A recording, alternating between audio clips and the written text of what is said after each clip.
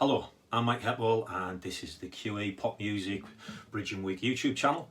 I'm going to do a short video on the bass guitar for you now. If you've watched the guitar lesson that I've already done, we're using some of the same principles here. We're looking at ways of kind of dressing up the standard simple bass rhythm parts that you might play on kind of a rock song, for instance. So a lot of young bass players are pretty good at playing something a bit like this.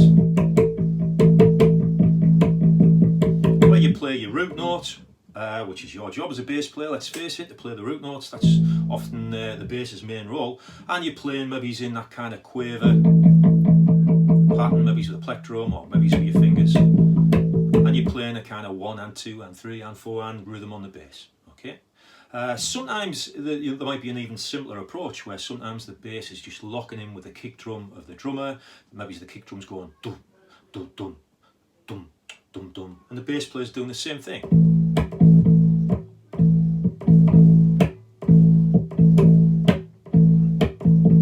Might have other little embellishments, and obviously you might be moving to other chords.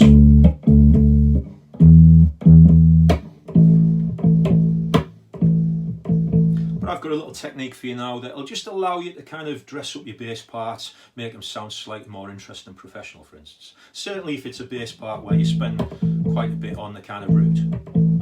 Now, wherever your root is, I'm going to use the key of A as an example. So I'm playing an A note on the E string on the 5th fret there. Okay. Wherever your root is, there's going to be this little box of notes on the strings above. So in this case, if I'm in A, on the A string there's also fret 5 and 7, and on the D string fret 5 and 7, and it's creating a little square kind of box between those 4 notes. Okay. And those notes allow us to do a couple of things that embellish the root note. So for instance, a simple thing might be to go almost like the notes of a power chord. We've got fret 5 on the E string, fret 7 of the A and the D string. And that gives us our root, our 5th, and our root again on the higher octave, because they're the same notes, remember. Okay, and we just go.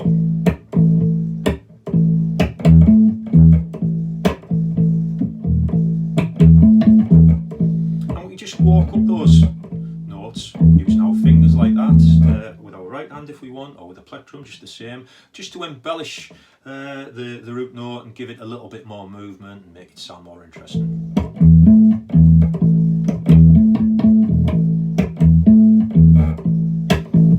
Okay. Something Paul McCartney was one of the first bass players to kind of develop that. This is a bit like the Paul McCartney bass, and he was one because he was a frustrated guitar player. He was possibly the best guitar player in the Beatles, but he had to move across to bass, and he would embellish his bass parts because he'd know where the other notes of the chord are.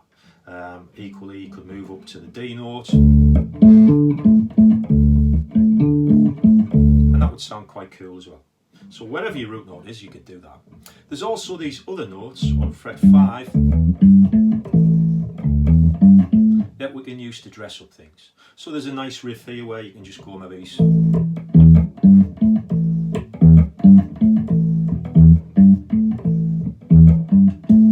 We're using the 7th note of the scale there to get a little bit more of a bluesy quality. You can hear that's our 7th note there, and we could go up that,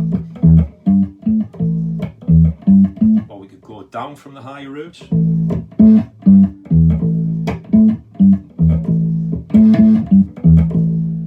We could add double notes.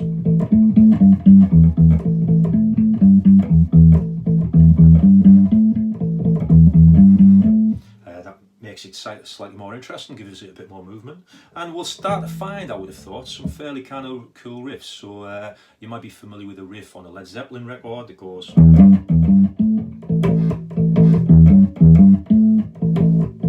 Again, just using notes from this box of notes beneath the root note. Let's see if you can play that yourself. We could have a rhythm like one used on Taxman by the Beatles, and it was borrowed by the Jam in the early 80s.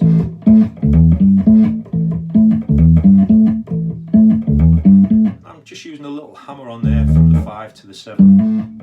I'm only actually hitting it once with this finger and letting the power power of my finger hammering on to make it slightly more dynamic. You could give it a slightly funky feel, a bit like a James Brown riff.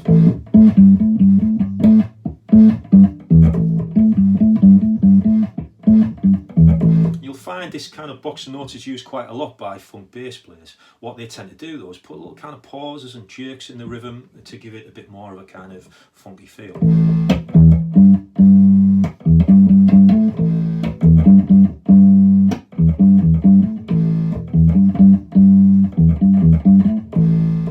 And a few more to finish. So I'm a big fan of the jam, I've already mentioned once. There's a song called Down in Tube Station at Midnight where it moves from an A to a D chord and the riff goes like this.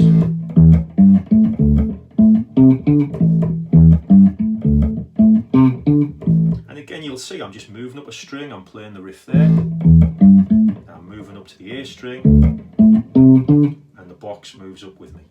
So have a mess around with some of those rhythms yourself and some of those kind of patterns. See if you can come up with some interesting bass parts yourself, and hopefully take your bass playing on just another step towards being slightly more sophisticated. And I look forward to working with you if you come to QE in the autumn term.